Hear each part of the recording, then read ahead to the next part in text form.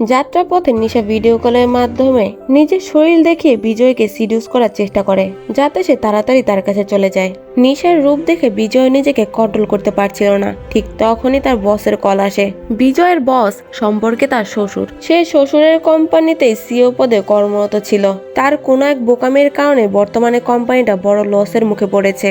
তাই বিজয়ের শ্বশুর বোর্ড অফ ডিরেক্টর একটা জরুরি মিটিং ডেকেছে। তাই কল দিয়ে তাকে তাড়াতাড়ি সেখানে যাওয়ার জন্য ধমকাতে থাকে।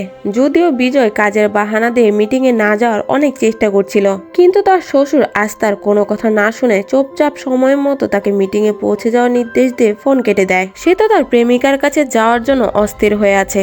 এবার বিরক্ত হয়ে বিজয় তখনই তার স্ত্রী অনিতাকে ফোন করে এবং তাকে অনুরোধ করে সে যেন কোনোভাবে তার বাবাকে বোঝায়। কিন্তু অনিতা তো নিজেও সেই বোর্ড অফ ডিরেক্টরসের একটা সদস্য ছিল এবং সে নিজেও মিটিং এ যাচ্ছিল।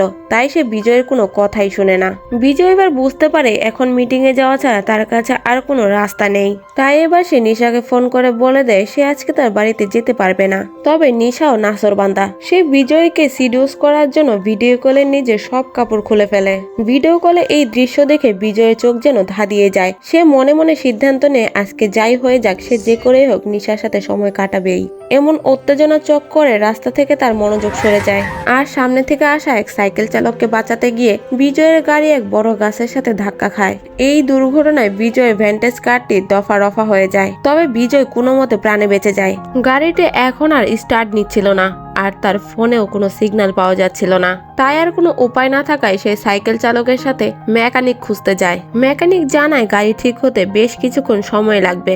বিজয় পাশের একটি ক্যাফেতে কফি আনতে যায়। কফি খাওয়ার সময় সে খুব চেনা একটা কণ্ঠস্বর শুনতে পায়। সে আওয়াজ অনুসরণ করে সে একটি কমিউনিটি হলের ভেতরে যায়। তখন সেখানে তার দেখা হয় শান্তির সাথে। সে একজন ডান্স টিচার। শান্তি যখন বিজয়কে দেখলো তার মুখে থেকে হাসি যেন গায়েব হয়ে গেল। বিজয় তার সাথে কথা বলার চেষ্টা করে কিন্তু শান্তি তাকে ইগনোর করে নিজের বাড়ির দিকে রওনা হয়। বিজয় শান্তির পিছু নিতে থাকে। বিজয়ের কথা শুনে মনে হচ্ছিল সে যেন শান্তিকে অনেক আগে থেকেই চেনে। তবে শান্তি তাকে চিনতে অস্বীকার করছে।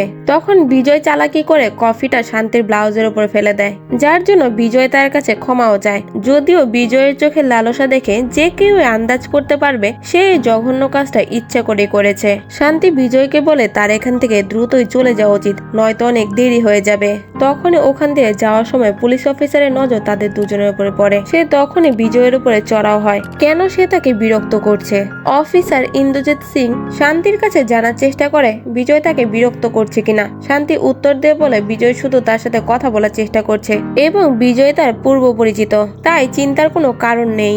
এ কথা শোনার পর অফিসার বিজয়ের নাম ঠিকানা নিয়ে সেখান থেকে চলে যায়। এরপরে শান্তি বিজয়কে নিজের সঙ্গে নিজের বাড়িতে নিয়ে আসে।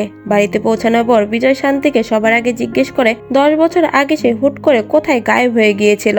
আসলে 10 বছর আগে বিজয় আর শান্তির বিয়ে হয়েছিল, কিন্তু একদিন হঠাৎ করে শান্তি কোথাও গায়েব হয়ে যায়। আর সেদিনের পর আজ 10 বছর পর দুজনে আবার একসাথে দেখা হয়েছে। শান্তি শাওয়ার নিতে বাথরুমে যায়। এদিকে বিজয় প্যাক বানাচ্ছে। ওহ সরি, সে তো কফি বানাচ্ছে। কিন্তু তার ভেতরে লালসা এতটাই তীব্র ছিল যে সে চুপি চুপি পা টিপে বাথরুমের সামনে পৌঁছে যায় এবং শান্তিকে শাওয়ার নিতে দেখে সে আরো উত্তেজিত হয়ে পড়ে। কোথাও না কোথাও শাওয়ার নিতে থাকা শান্তিও এটা বুঝতে পারে বিজয় তাকে দেখছে, কিন্তু সে তাকে কিছুই বলে না। শাওয়ার শেষ করে সে যখন বাইরে আসে তখন বিজয় তাকে গরম গরম আদা চা বানিয়ে দেয়। চা খেতে খেতে শান্তি তাকে 10 বছর আগে হুট করে উধাও হয়ে যাওয়ার পেছনের গল্প জানায়। সে বলে যে সেদিন যখন সে নার্সিং হোম থেকে বাড়ি ফিরছিল তখন রাস্তায় তার কাছে এক লোক কাছে একটা নার্সিং হোমের ঠিকানা জানতে চায়।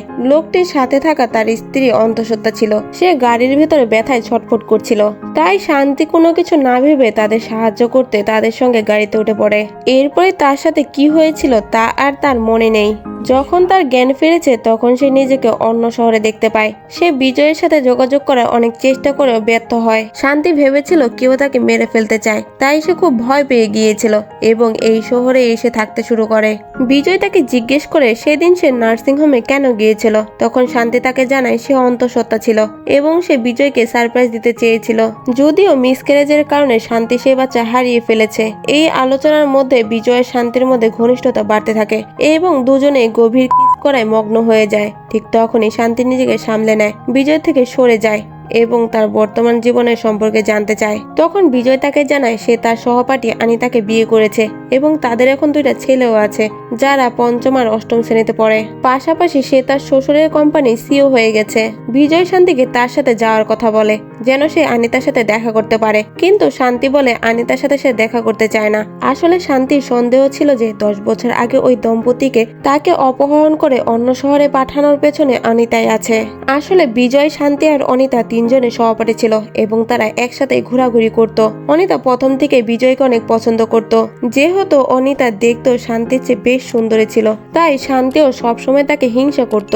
কিন্তু বিজয় শান্তিকে ভালোবাসত এবং পরবর্তীতে তাকেই বিয়ে করে। একদিন বিজয় তাদের বাড়িতে হাউস পার্টির আয়োজন করে আর সেদিন আনিতাও এসেছিল। আর সেই রাতেই শান্তি একটি প্রেগন্যান্সি কিটের সাহায্যে জানতে পারে সে মা হতে চলেছে। বিজয় শান্তিকে জিজ্ঞেস করে যে এর মধ্যে আনিতা কোথা থেকে এলো আর সেই বা কেন তোমাকে অপহরণ করে মারতে চাইবে। তখন শান্তি তাকে জানায় যে সেই রাতে পরীক্ষা করে ভুলবশত সেই কিটটা বাথরুমে ফেলে এসেছিল। পরে যখন সে কিটটা নিতে বাথরুমে যায় তখন সেখানে আনিতাকে দেখতে পায়। তার মানে আনিতা শান্তির প্রেগন্যান্সির কথা জেনে গিয়েছিল। আনিতার টাকার তো কোনো অভাব নেই, তাই হতে পারে আনিতা সেই দম্পতিকে টাকা দিয়ে শান্তিকে সরিয়ে দেওয়ার চেষ্টা করেছে যাতে সে নিজে বিজয়কে বিয়ে করতে পারে।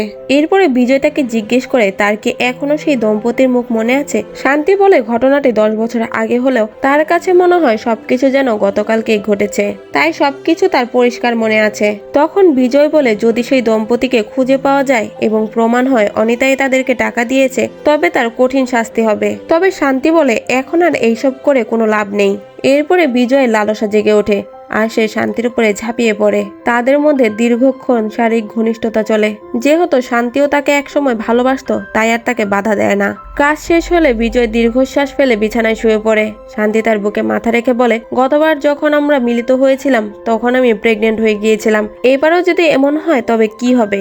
বিজয় বলে, তুমি চিন্তা করো না, এবার আমি সময় থাকতেই সরে গিয়েছিলাম। তবুও যদি তোমার সন্দেহ থাকে তাহলে রেড ব্লু টেস্ট করে নিও। রেড ব্লু টেস্টের নাম শুনে শান্তির মাথায় যেন বাজ পড়ে। সে বিজয়কে জিজ্ঞেস করলো, তুমি এই টেস্টের ব্যাপারে কিভাবে জানলে? কারণ এই টেস্ট কিটটা ভারতে পাওয়া যায় না, তার বান্ধবী কানাডা থেকে এনে দিয়েছিল। এই কথা শোনা মাত্রই বিজয়ের হুঁশ উড়ে যায় এবং সে চোখের পলকে একটা বালিশ নিয়ে শান্তির মুখে চেপে ধরে এবং তাকে মেরে ফেলে। এইখানেই রহস্যের উন্মোচন হয়। আসলে বিজয়ী সেদিন সেই দম্পতিকে টাকা দিয়ে শান্তিকে সরিয়ে দেওয়ার ব্যবস্থা করেছিল।